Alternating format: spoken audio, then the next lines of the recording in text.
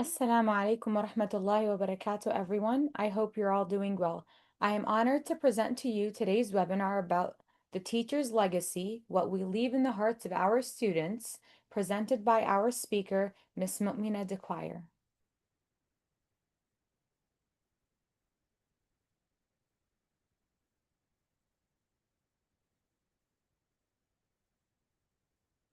I would like to introduce myself as today's webinar. I would like to introduce myself as the host of today's webinar. My name is Selma Abazid, and I am the IOU United States Student Committee Chairperson for Ladies. I am pursuing a Bachelor of Arts in Islamic Studies, alhamdulillah, and I'm very grateful to be a part of IOU and its beautiful community as a student and member of the Student Committee.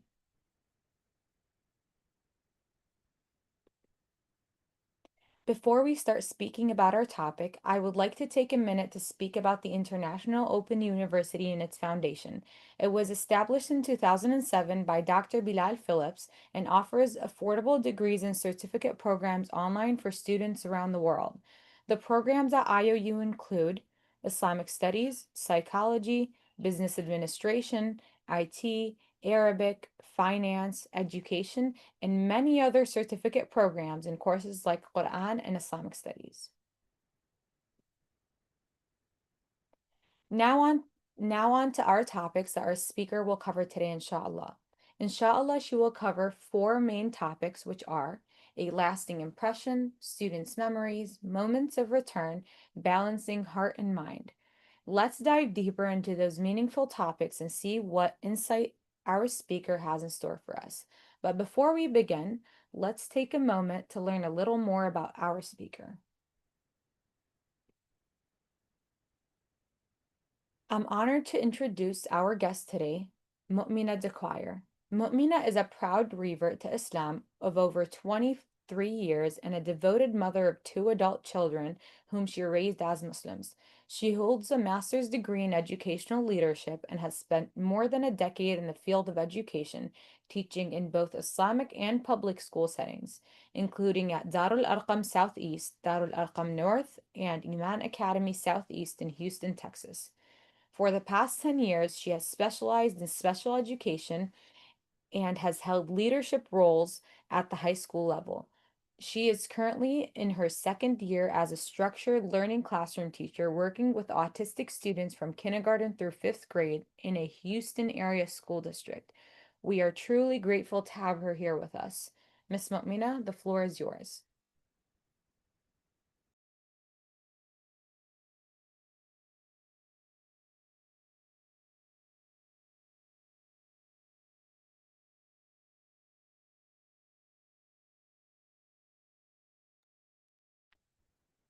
Miss Mu'mina.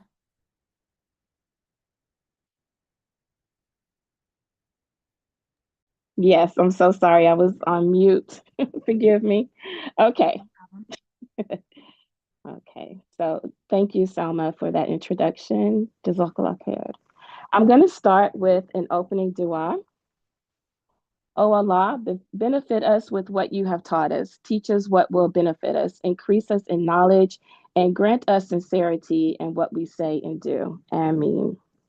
I would like to start with sharing with you all that I personally find that visual and auditory input helps me understand information best. So, before we begin, let's do a quick activity together involving a visual input. Many of us most likely have our phones nearby, so let's go ahead and get to our phones. Go to a Google search, Safari, or Chrome search. Go into your search button or search engine and type in the word grains, GRAINS, or the word seeds, SEEDS. Type those words in, one or the other, and now switch over to images. Take a moment to really look at what you see once the images pop up. Once you've done that, please drop in the comments what first came to your mind when you saw those pictures. So hopefully you had already typed in grains, GRAINS, or seeds, SEEDS. And now you have the images. Can someone or anyone please drop in the comments what first came to your mind when you saw those pictures? Awesome. Okay. Now, that activity connects perfectly with an ayah I'd like to share at the start of our session. So before I do, I want to be clear that I'm not a scholar and my knowledge of Arabic is limited, and I'm not given a test here. I'm simply just reflecting on how this verse impacts me personally. And I'm going to read it in English. The Quran says in Surah Al Baqarah, ayat 261, the example of those who spend their wealth in the way of Allah is like a seed which grows 7 spikes. In each spike is 100 grains, and Allah multiplies his reward for whom he wills. And Allah is all encompassing and knowing. So, subhanAllah, from one small seed, countless grains grow. And in the same way, as teachers, the small seeds of effort, patience, and care we plant in our students' lives multiply far beyond what we may ever see. That's what I would like for us to think about today as we reflect on the teacher's legacy, what we leave in the hearts of our students. To help explore this, I asked a few of my friends to answer some questions. They were interview questions on what they feel about this theme. And I love to begin by sharing their voices. I drafted 4 questions and chose some really heartfelt answers from each of my friends to share with you all. As Selma explained to us, there are 4 questions or 4 topics, and the first one will be the lasting impression. And I asked them, think of a teacher who impacted your life. What did they leave in your heart that still shapes you today? One of my friends who chose to be anonymous, she told me, she said, funny teachers that share relatable stories help me connect and feel at ease were my favorite teachers. And then she quoted Maya Angelou with, I don't remember what they taught me, but I remember the way they made me feel. And she said, I strive to be that type of teacher. MashaAllah. Another Another one of my friends stated she spoke of a lasting impression. She said her 7th grade teacher, Miss Dunn, 7th grade teacher in a Catholic school. The other teachers were nuns who were habits. She was not a nun, but had their respect. She was the most liked teacher and made every kid feel special. Her class was fun and she gave out candy. She was at the door talking to someone and was not looking. I got into a fight with a popular boy in school, but he was a bully and picked on everybody. I wasn't scared of him. I had him in a headlock, and the whole class was going crazy. She broke up the fight, and I was in tears because I never got in trouble at school before. I didn't want to disappoint her or my parents. She took both of us to the principal's office. She pulled me in to the side and said that she was not angry with me and did not condone what happened. She whispered, there's no fighting in school, but sometimes you gotta do what you gotta do. I didn't tell anyone what she said, but I understood that she wanted me to do what I had to do. So I understood the assignment. Teachers are not supposed to condone fights, especially in a Catholic school. The boy did not mess with me again because he knew I would stand up for myself. So the lesson was sometimes you may get in trouble for something that you feel had to be done. I really like that. Another one of my friends said, she said her lasting impression. A teacher I had in middle school over 30 years ago impacted my life in a tremendous way. She talked to me in a way teachers didn't. She made me feel like I mattered and communicated with as if I was her equal and not just a middle school student. I stayed in touch with her throughout my high school years and then lost touch for many years. I searched for her for years and finally reconnected with her about 8 years ago. Until this day, we talk, and she continues to be my go to person. Because of her, I got into education, and because of her, I'm able to get with students at a much deeper level. I don't know what I would have done without her in my life, and I'm so thankful for her to this day. Some beautiful stories. The second question was your students' memories. As an educator, what do you hope your students will remember about you 10 to 20 years from now? One of my friends said, I hope they will remember the life lessons that extended beyond the classroom walls.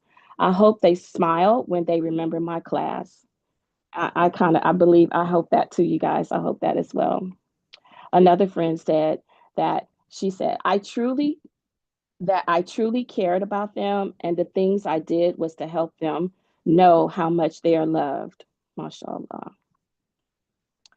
And another friend said, your students' memories as an educator, what I hope my students remember about me 20 to 30 years from now is that I was that person that that could come to and count on no matter what. They could come to and count on no matter what.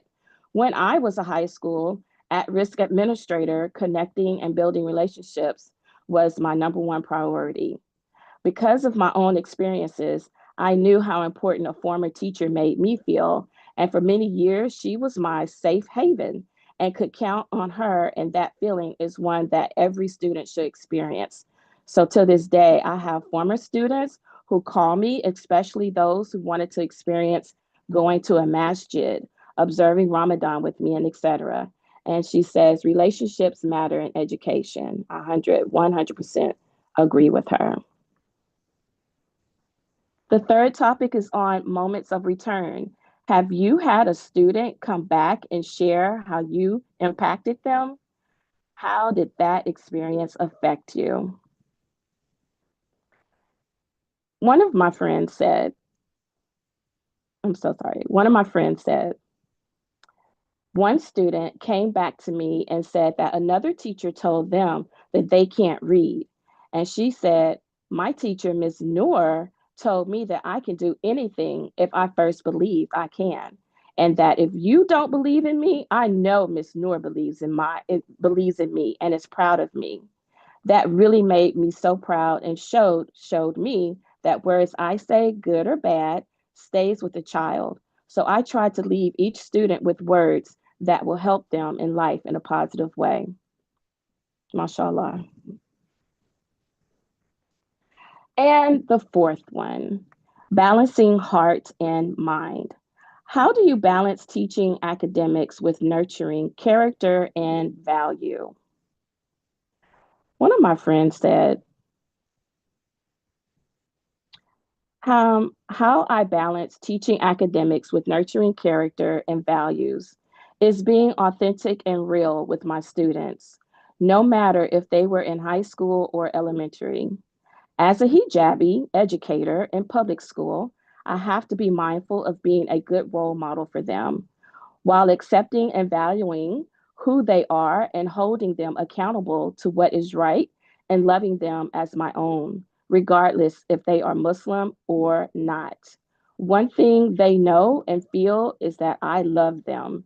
And when students feel loved and connected, they do their very best. And they will know firsthand that no matter if we are different in many areas in life, that love and education has no boundaries. She also said, one thing I often say to my students is the sky is not the limit, no matter what. And if you have nothing nice to say, don't say it at all. Beautiful, beautiful, beautiful, beautiful, mashallah. And so these are the reflections from my friends. And I really appreciate them taking the time out to sharing them. And I hope that you all have gotten something out of that. Um, my personal reflection, now I'd like to share my own answer to the interview question number one, a lasting impression. To think of a teacher who impacted your life. What did they leave in your heart that still shapes you today? Here's my story. Now, listen, hear me out, you guys. My command of Arabic is a lifelong work in progress, so don't judge me for what's to come. And with that said, I like to recite a short surah for you all, Surah An-Nasr, the divine support. Bismillahirrahmanirrahim. Bismillahirrahmanirrahim. إذا جاءت نصر الله والفتح ورأيت الناس يدخلون في دين الله أفواجا فسبح بحمد ربك واستغفره إنه كان توابا. That is a surah that I will hold dear to me forever and ever and ever. I will always remember my teacher who drilled me over and over until I got that surah down to her liking. MashaAllah. Some of you may not have liked it because I know, but that it was drilled in me. So hopefully it was as good for her and good for Allah. And I think I will be pleased if Allah is pleased. So anywho, she even had me write it and recite it and remember. I am a visual and auditory learner, so I was writing and reciting, and reading it over and over and over again. She even teased me a little bit about my pronunciation. She said I sounded a bit country when I recited, and I was like, well, I'm from Texas, duh. So, yeah, that's where the country slang came from. But I persevered. So to this day, I make absolutely sure that I recite that surah in one of my 5 daily prayers because I pray she continues to receive the reward for teaching it to me. May Allah reward her. Ameen. And here's the special part. That teacher wasn't a professor or an imam or even an adult. That teacher was a ninth grader living in my home rent free, my own daughter. SubhanAllah, my daughter knew more than me at that time, and she was so patient yet stern. And I am so grateful to Allah for His provision that He allowed me to send both her and my son to an Islamic school at the very beginning of their Muslim journeys.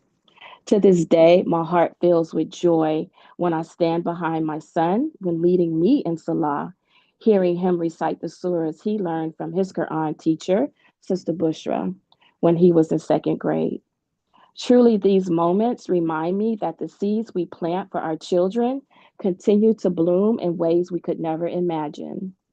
It just shows that we can learn from anyone, even our own children. In fact, the Prophet Muhammad sallallahu alaihi wasallam said, "Wisdom is the lost property of the believer. So wherever he finds it, he has more right to it." Tirmidhi. And it's also authentically reported that the Prophet Muhammad sallallahu alaihi wasallam himself once prayed behind a young boy who was most knowledgeable of the Quran among them. SubhanAllah. This is a reminder that knowledge is not tied to age, everyone.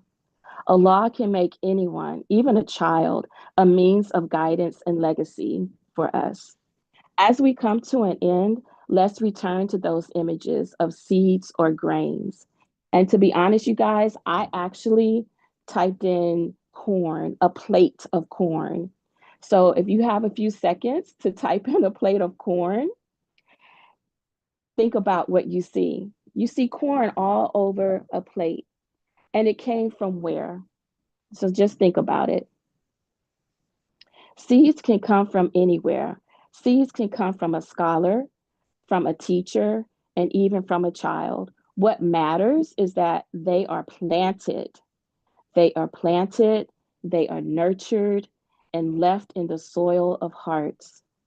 So let's reflect. We began today by looking at seeds and grains, or possibly the corn that I just tried to put in your mind, and reflecting on how something so much can grow. Allah reminds us in the Quran that even the smallest act in His path multiplies beyond measure. As teachers, the same is true. I'll repeat that. As teachers, the same is true. It doesn't have to be monetary. We don't have to have money to spend. This is our legacy. Every moment of patience, every word of encouragement, every boundary set with love, these are our seeds. These are seeds. We may never fully see the spikes they grow. We may never see it, what they grow into, but Allah subhanahu wa ta'ala sees and He multiplies. So, my prayer is that each of us leaves today with a renewed awareness of the seeds we are planting. Remember it. Remember what you all are doing, and let's remember the stories that my friends shared with us as well. Not just in the classrooms, but in hearts, in families, and in our communities. May Allah allow us to leave behind a legacy that continues to grow long after we are gone.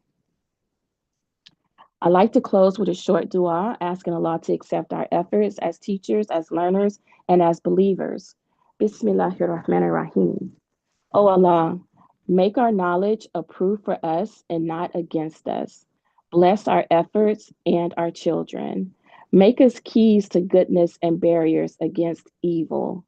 Grant us the reward of the seeds we plant today and on the day we return to you. Ameen, Ameen, Ameen, Ya Rab. And I know that may have gone pretty fast, or, it was quick, but I pray to Allah that you all have received something from it and that we all benefited from it, and that we can all move forward and keep many of the things that we heard today as a reminder to keep us going and give ourselves grace and keep us going as teachers and move forward with the love of Allah in our hearts and the love of our professions in our hearts. I mean, thank you so much.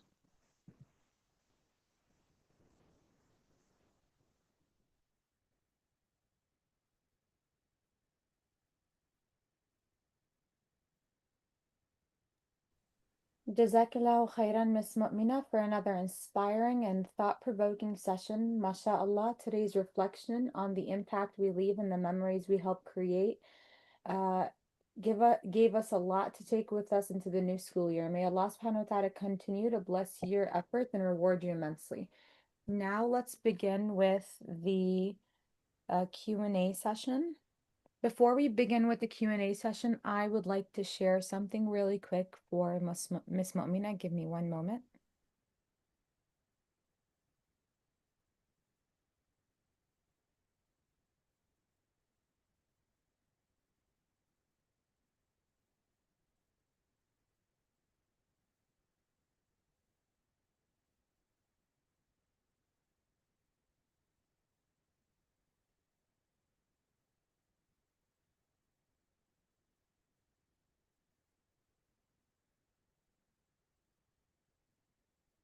Okay, yes. So I was just wanting to let Selma know that if anyone is interested in those four interview questions that I asked my friends to just for anyone to just reflect back on, you're more than welcome to have these questions that maybe you all would like to interview others with.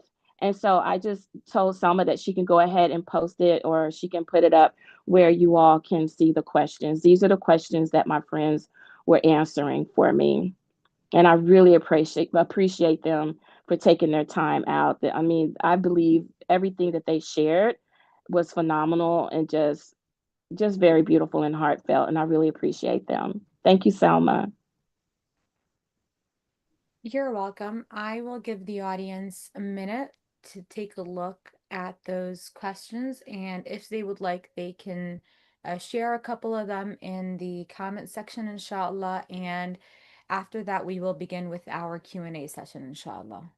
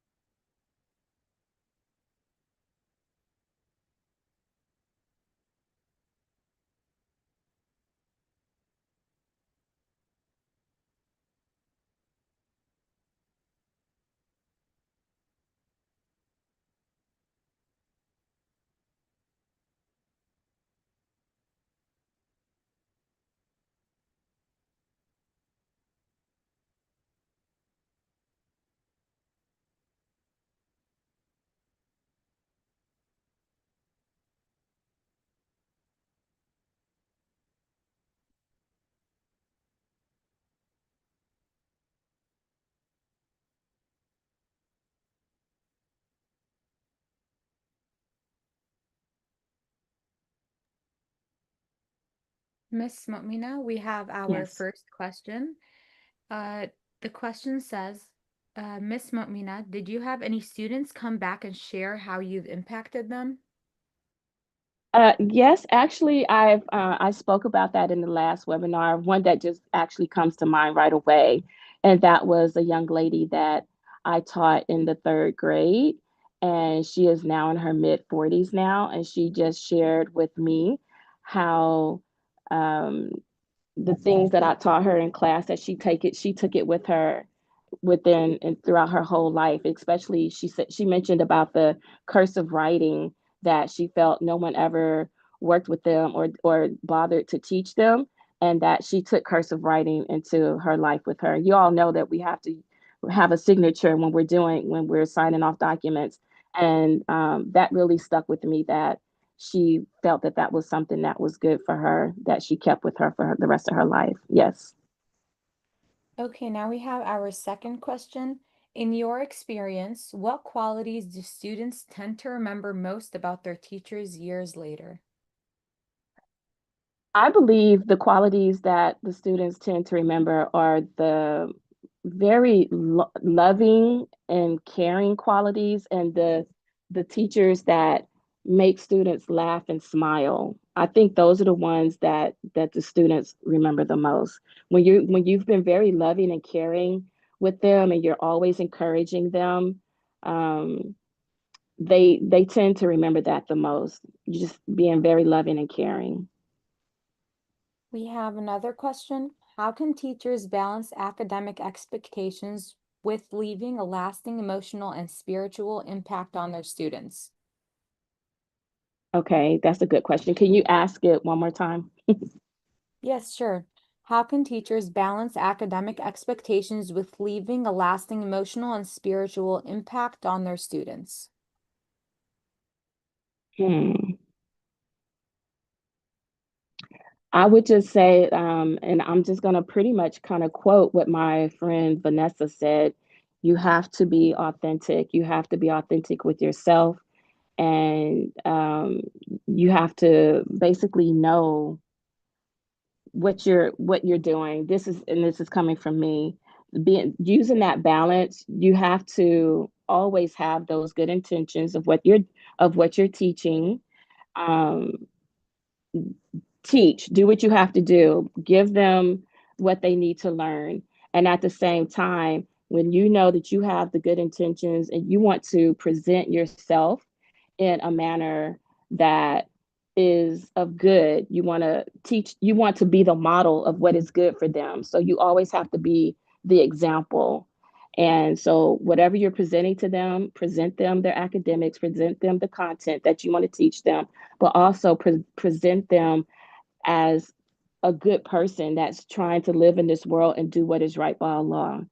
I hope that answers that question. Jazakallah khair. We have one other question. As a teacher, how would you approach a teacher that may come off as strict in the eyes of her students? Oh, okay. One more time, please. As a teacher. As a teacher, how would you approach a teacher that may come off as strict in the eyes of her own students? Okay. So, can I go? I'm going to share with you all um, an experience from myself, because I remember being very strict in the past, and someone had to pull my coat. I'll just put it like that. They had to pull my coat and tell me, you can't be that. They understood where I was coming from with how I was very stern with the students, but because they were so young or what have you, I may have come off the wrong way and it got me in trouble. So I would just come from my own experience. You, whoever you feel that you need to speak to about this, pull them to the side and find a gentle way to speak to them, and just don't go at them in a manner to where you're bossing them around or trying to tell them what to do, but just give them an example of something that maybe they have done that have possibly scared the students, and then share that with them. And then once you share that with them, give them something else, like give them something like a resolution, like give them something to walk away from that's positive. What was given to me, I was told that I needed to smile more.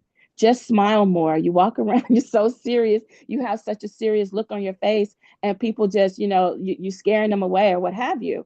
So when you give some advice, take the Prophet Muhammad sallallahu alaihi wasallam's advice. Find some hadiths, or find find things that are going to um, calm that person before you talk to them. Find some things that will calm that person, hopefully, before you give them that information, so it won't seem like that you're attacking them as well. um, and then give them a good resolve to try to explain to them, maybe if you can approach the children in this way or that way, let's see how that works out.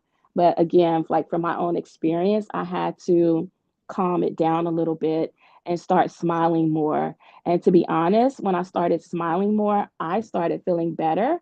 And that advice to me made life a whole lot better for me.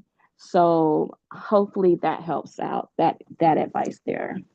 That's actually Inshallah. wonderful advice, Jazakallah khair. This is kind Barakallahu. of a, I would say, it's not from the same person, but I would say this is more of a follow-up question. Is it Okay. okay for middle or high school teachers to be strict, even if the students still love and respect them? Okay, one more time. Is it okay for a middle or high school teacher to be strict on her students, even if the students still love and respect him or her? I mean, I would think so.